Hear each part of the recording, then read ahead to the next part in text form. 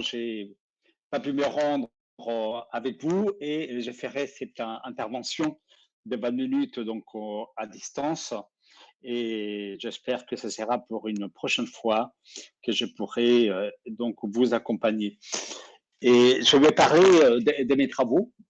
concernant les mutations urbaines et territoriales dans le cadre de la chaire ETI Paris 1 Panthéon-Sorbonne, IAE, dont je suis directeur scientifique, et en particulier sur ce concept qui aujourd'hui fait le tour du monde, les 5 continents, un énorme nombre de villes, qui est la ville des quarts d'heure, qui aujourd'hui représente un concept qui a ouvert une grande discussion, un grand débat, mais également des actions très concrètes et pratiques par rapport aux enjeux que nous avons dans nos villes, qui sont aujourd'hui les lieux où habitent, comme vous le savez, la majorité des humains donc, dans cette planète, quelle qu'elle soit leur taille, des grands mégalopoles, des grandes métropoles, des grandes villes, des villes moyennes, des petites villes. Vous savez qu'à l'échelle française, nous sommes donc aux 80% français, donc des urbains, quelle que soit la taille de la ville dans laquelle nous habitons, et qui résidons dans un cinquième des territoires, 20% des territoires. Donc, bien sûr, toute cette réflexion, pour ceux qui suivent mes travaux et me connaissent depuis longtemps, ont été abordées sous l'angle de cette menace qui est le changement climatique, qui aujourd'hui est plus que jamais présent dans nos vies, on le voit donc tous les jours, et qui nous demande un effort considérable par rapport à cet objectif de la neutralité carbone à l'horizon 2050, et qui aujourd'hui, avec les retards pris dans l'implémentation des accords de Paris, nous sommes plutôt à moins 65% des réductions de notre empreinte CO2 si nous voulons tenir cet objectif et dans les 20 ans à venir, qui aujourd'hui pose la barre très très haute avec cet impact sur la vie urbaine. Bien sûr, depuis un an et demi, bientôt 2 ans, nous avons donc le changement climatique qui est venu et également être amplifié avec la problématique du Covid-19 qui s'est traduit par un changement profond dans notre manière de vivre, dans notre manière de travailler, dans notre manière de nous déplacer. Et c'est une situation qui n'est pas finie. Nous vivons une accalmie aujourd'hui en France, mais les conséquences du Covid-19 avec les changements climatiques sont très présents dans nos esprits et nous amènent à nous poser sur comment faire face donc à une ville qui doit avoir une capacité aujourd'hui à faire face à ces doubles situations, mais qui finalement ne fait que mettre en zoom sur ce que nous avions vu déjà. Et la ville,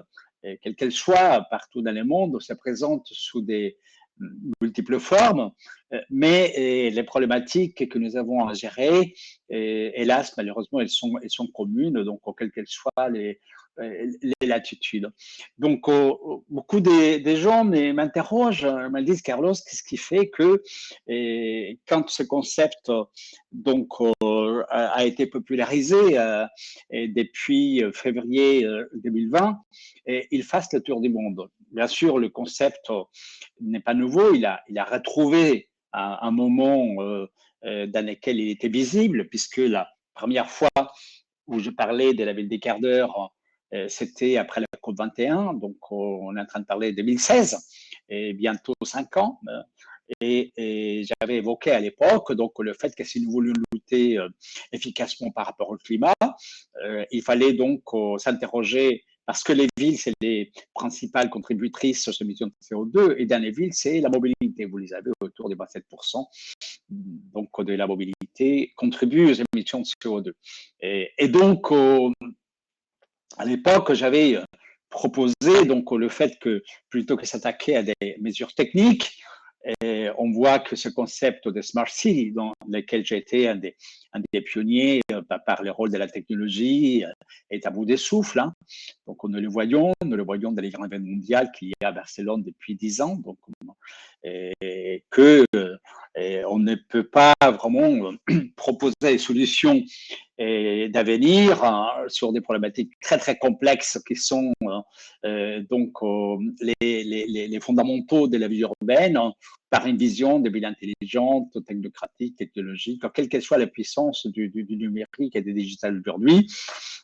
Nous sommes à la mêlée numérique, mais je l'ai toujours dit, donc c'est plutôt ce concept de ville vivante qui a fait son chemin, dans lequel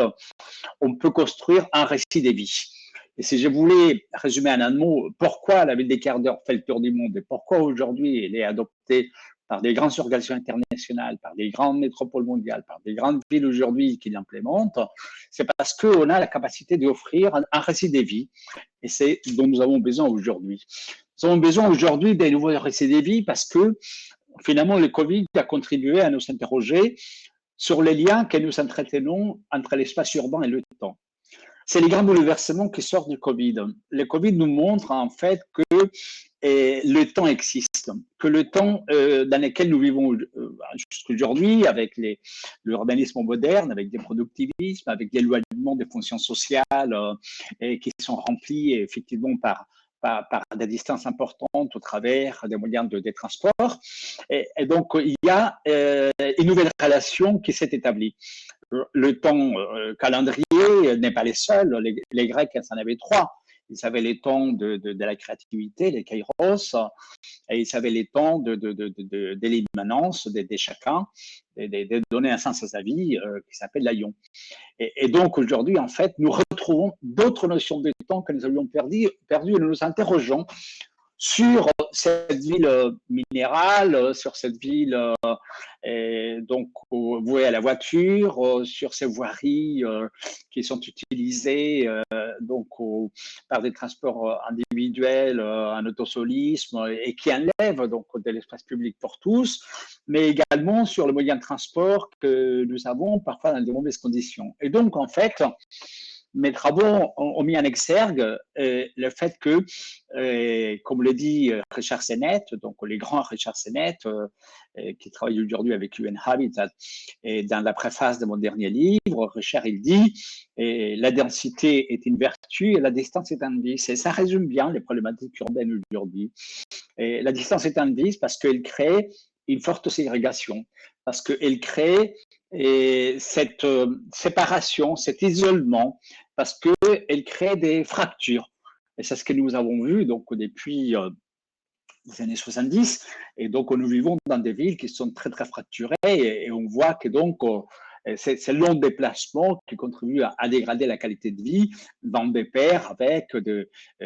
donc une spécialisation de la ville avec ses quartiers d'affaires, ses zones d'activité, ses zones touristiques, les zones plus résidentielles et notre consommation qui a tourné de plus en plus vers ces grandes malls, ces grands centres commerciaux qui déshumanisent et qui font perdre à la vie, et ce qui devait être le plus précieux, l'humanité et la rencontre, et ces côtés vivants qui peut donc nous donner un sens au fait de vivre ensemble. Le Covid est venu donc finalement nous poser des questions sur nos relations par rapport à l'espace et le temps, et la remis en selle donc des choses que nous disions depuis longtemps. Ça fait longtemps que je m'inspire des travaux de Jane Jacobs, donc cette grande activiste nord-américaine qui a développé dans les années 60 ce concept des villes vivantes, des New Urbanism nés à Londres et déployé aussi dans les grandes villes américaines pour les villes compactes, les travaux de la géographie du temps de nos amis suédois qui ont développé donc ce concept de proximité, même de hyper-proximité. J'étais il y a quelques jours avec les patrons de tout ce qui est innovation urbaine en Suède, et qui lui parle de l'hyper-proximité, il parle de la ville d'une minute, donc pour donner une granularité très forte donc à l'échelle de la rue. Et bien sûr, les travaux français donc François Hacher, décédé, sur le chrono-urbanisme, et mon ami qui est aujourd'hui à Toulouse, à l'École nationale supérieure d'architecture, Louis Budansky, qui a travaillé beaucoup sur les rythmes et qui est donc une des figures des pros de ces travaux qui sont de portée internationale. Donc, en fait, ce qui est aujourd'hui au cœur de cette nouvelle révolution de la proximité, qui est une vague importante, c'est que nous travaillons sur l'urbanisme par les usages, qu'on ne s'intéresse pas à la ville autour des infrastructures, comment en faire davantage, mais plutôt la réponse qu'elle peut nous apporter à chacune de nos questions, comme l'a dit de manière prémonitoire les grands Italo Calvino dans ses merveilleux livres, Les villes invisibles, que je vous invite tous à lire et qui a plus de 40 ans de bonheur par rapport à ce qu'il nous dit. Et finalement, donc aujourd'hui, ce qui est tout à fait passionnant, c'est que nous avons un paradigme donc sur les proximités qui nous permet de penser les changements et ne pas se contenter donc tout simplement d'échanger le pansement comme malheureusement nous devons le faire à chaque fois parce que nous sommes dans l'urgence. Nous voulons donc agir pour faire face aux défis évoqués et nous voulons donc aussi partir chacun de nos racines, de nos villes, de notre histoire pour aller vers le futur. Nous voyons que aujourd'hui, c'est un grand problème, une problématique forte en France. Hein, quand on parle des racines, très vite, on rentre dans une vision identitaire de fermeture, quand au contraire, nos villes sont les lieux d'accueil, sont les lieux de brassage, sont les lieux de cosmopolitisme qui n'est pas un gros mot. Ce sont les lieux dans lesquels on peut se retrouver autour des valeurs communes pour créer de la valeur. Et en fait, c'est ça aujourd'hui qui est essentiel, c'est être capable, avec cette notion de proximité urbaine, de proximité territoriale, d'identifier les racines des lieux dans lesquels nous habitons pour les confronter face au changement et pour s'offrir une nouvelle vision dans quelque chose qui est la complexité urbaine et territoriale, qui signifie avant tout tisser ensemble. Et donc avoir l'humilité de se dire que nous ne construisons que des feuilles de route face à cette énorme tâche que nous avons avec des villes et des territoires qui, par définition, seront toujours imparfaits. Il manquera toujours des choses, ils seront toujours incomplètes et avec une très grande fragilité, on le voit avec le Covid,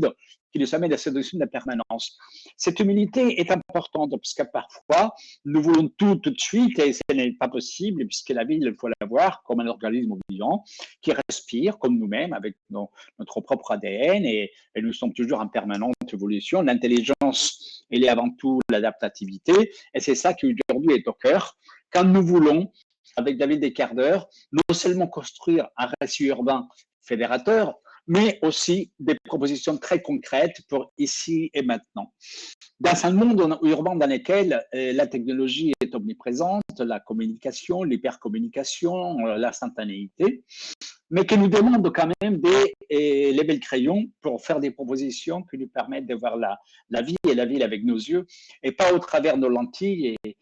la vie et la ville, ce sont le contact physique et ce sont les embrassades qu'on peut se donner et pas uniquement les likes qu'on peut avoir d'hypothétiques amis au travers les réseaux sociaux dans lesquels on met la moindre photo de la moindre activité que nous faisons mais qui n'est pas la vraie vie.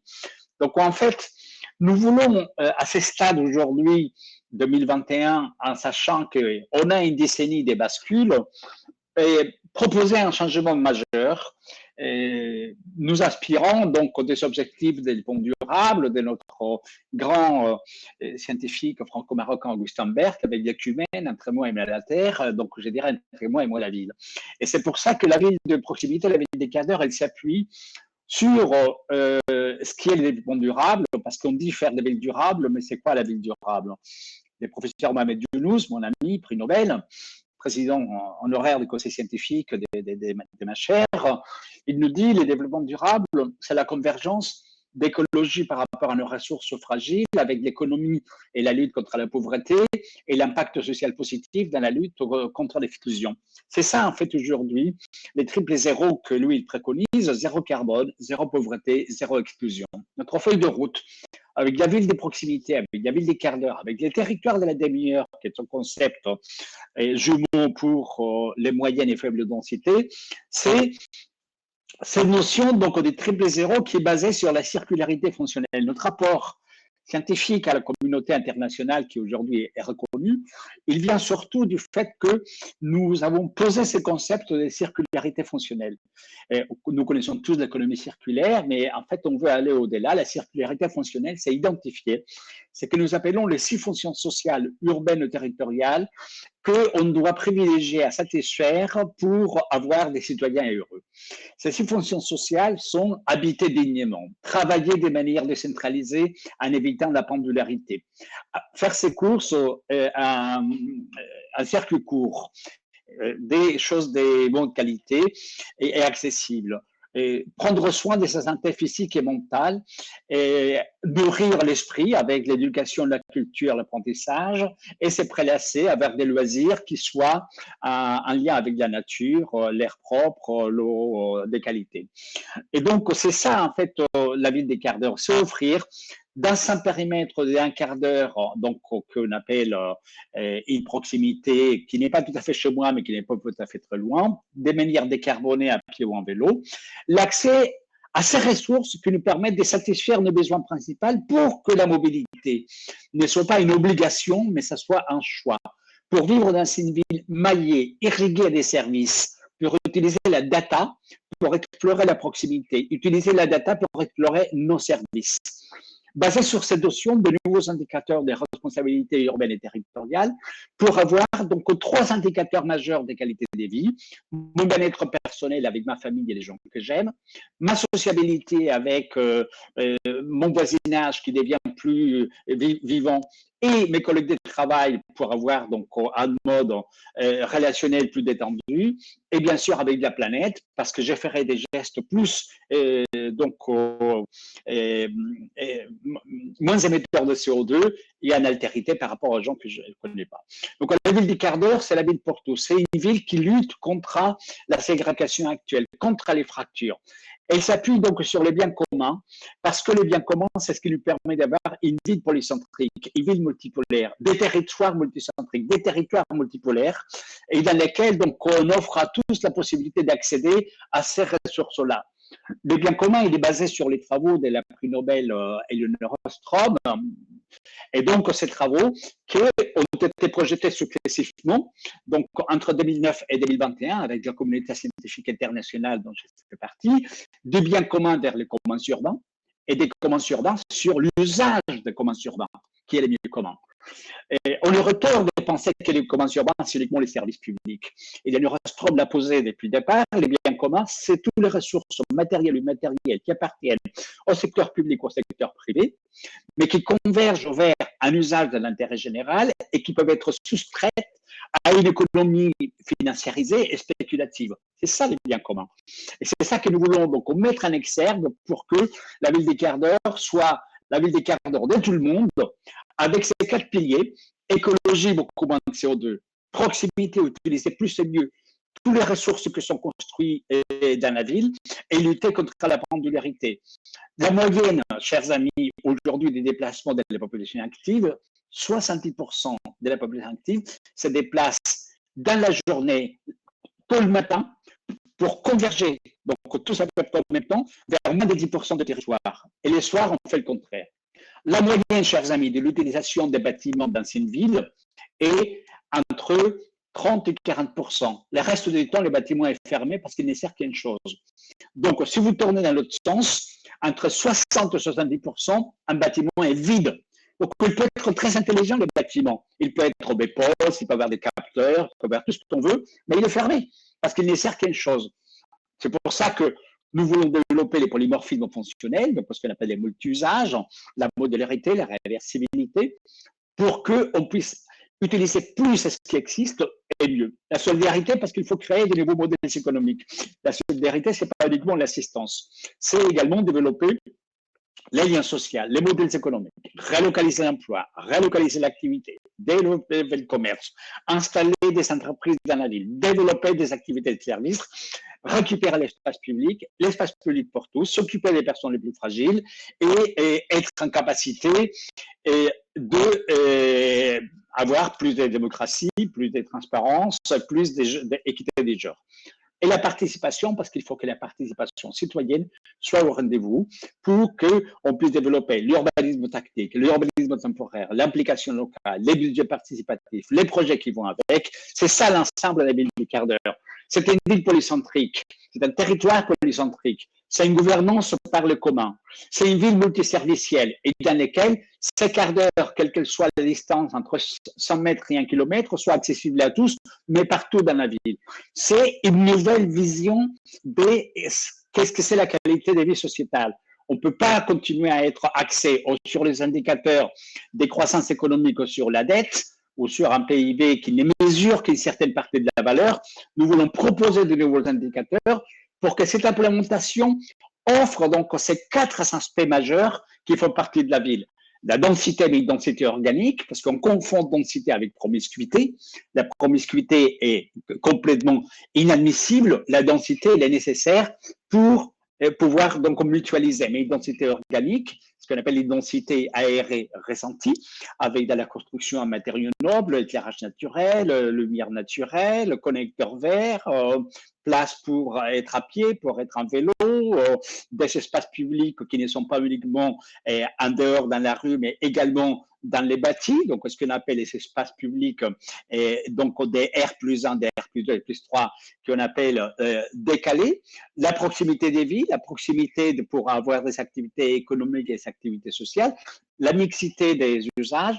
et l'ubiquité technologique, parce que la technologie joue un rôle majeur pour pouvoir développer des activités qui ne peuvent pas être toutes physiques et en présentiel, mais qui peuvent être donc être suppléées par l'usage donc de la 5G. 3 éléments majeurs sont au cœur de cette attractivité pour une ville écologique, donc viable, économiquement donc intéressante, donc vivable, et socialement donc solidaire, donc équitable. Et les chrono-urbanismes pour changer nos rythmes des vies, puis ne pas partir tous à la même heure et rentrer à la même heure. La chronotopie pour utiliser beaucoup plus les lieux, des manières beaucoup plus intenses, des manières polymorphiques, les multi-usages, et la topophilie pour développer l'amour des lieux, l'attachement aux lieux dans lesquels nous sommes, pour avoir donc cette envie de partager des choses avec des gens avec lesquels on vit. La ville des quarts d'heure, c'est la ville des proximités, c'est reprendre la maîtrise de temps, c'est poser, c'est avoir de la haute qualité de vie sociétale, c'est travailler les intersections entre les 6 fonctions sociales, c'est avoir cette capacité donc à mieux développer des investissements pour réhabiliter et non pas pour continuer à construire, c'est de ne pas continuer à aller plus vite et plus loin, mais d'utiliser mieux toutes les ressources cachées de la ville, qui sont nombreuses et sur lesquelles donc, le numérique peut beaucoup nous aider. C'est accompagner les mutations des travails produites par le Covid, c'est développer ce qu'en Italie on appelle le lavoro prossimo à Milano, qui est donc les networking, travailler en proximité, lutter contre la pendularité, qui est une question de salubrité publique, physique et mentale. Donc, développer ce qu'on appelle les networking, des espaces un peu partout dans la ville, dans lesquels on va travailler, on est connecté à son site central et on désature l'espace public, on désature les moyens publics, parce que ça nous permet donc de faire une journée ou 2 ou 3 à distance, mais pas chez soi, mais dans un lieu dans lequel on se socialise, et ça permet de désaturer l'espace pour ceux qui ne peuvent pas aller travailler, l'infirmière, les maçons, les plombiers, et qui auront accès donc à l'espace public. C'est donc de nouvelles manières de voir l'urbanisme par les usages qu'aujourd'hui nous mettons en pratique, et c'est proposer de nouvelles manières d'habiter la ville. J'y reviendrai dans une autre occasion parce que le modèle économique du logement va changer. Les loyers ne seront plus uniquement pour des mètres carrés. Les loyers, il va intégrer à terme des services que j'aurai à proximité parce que le numérique nous permet de connaître donc les plages horaires dans lesquelles il y a de la disponibilité et d'avoir des nouvelles tarifs, donc à coût marginal zéro, qui feront partie de notre loyer et qui nous permettront donc d'avoir cette intensification des modèles économiques et modèles sociaux de proximité avec un loyer qui, en charge flottante, intégrera annuellement un certain nombre de services qui me permettent non seulement de loger dans les mètres carrés, mais également d'habiter dans la ville. C'est ça notre enjeu majeur aujourd'hui avec la ville des proximités, avec la ville des quarts d'heure, c'est que nous pourrons avoir de nouveaux modèles économiques parce qu'avec le numérique, nous connaîtrons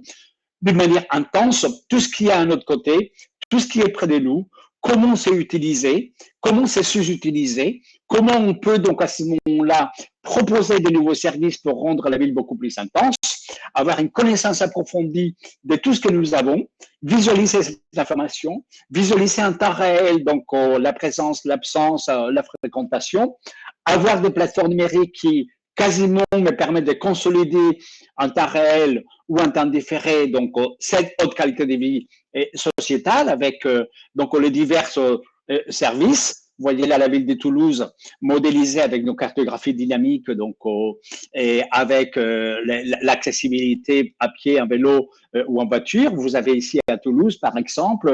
les cartes digitalisées des fermetures des entreprises entre le mois de décembre 2018 et avril 2021, donc traversé par les crises de la Covid. Et vous voyez donc en rouge tout ce qui a fermé. Nous pouvons donc travailler avec une granularité 100 mètres par 100 mètres les impacts de nouvelles lignes de transport, de nouvelles idées que nous pouvons avoir, nous pouvons construire de nouveaux tableaux de bord. Aujourd'hui, je finirai par là, donc la ville des Carreurs est un concept mondial. Dans quelques jours, nous annoncerons donc 18 villes et pour donc le choix des équipes qui, dans ces 18 villes du C40, les grandes villes mondiales, ont décidé donc de lancer des projets très concrets de transformation dans cette proximité que j'appelle la proximité heureuse, des villes comme Melbourne qui ont adopté les 20 minutes neighborhood, donc depuis 3 ans, Ottawa les 15 minutes neighborhood, Copenhague, je n'ai parlé, donc les 5 minutes neighborhood et depuis donc quelques mois les 1 minute neighborhood. Et des Pays-Bas, bon bref, la liste aujourd'hui elle est très très longue des gens qui travaillent là-dessus, donc le C40, UN Habitat, le Forum économique mondial, et je suis très heureux de voir que ces concepts aujourd'hui, voilà, donc fait partie des grandes tendances mondiales. Merci beaucoup et je suis ravi, malgré les difficultés des transports, d'être avec vous, au moins par voie numérique. Merci.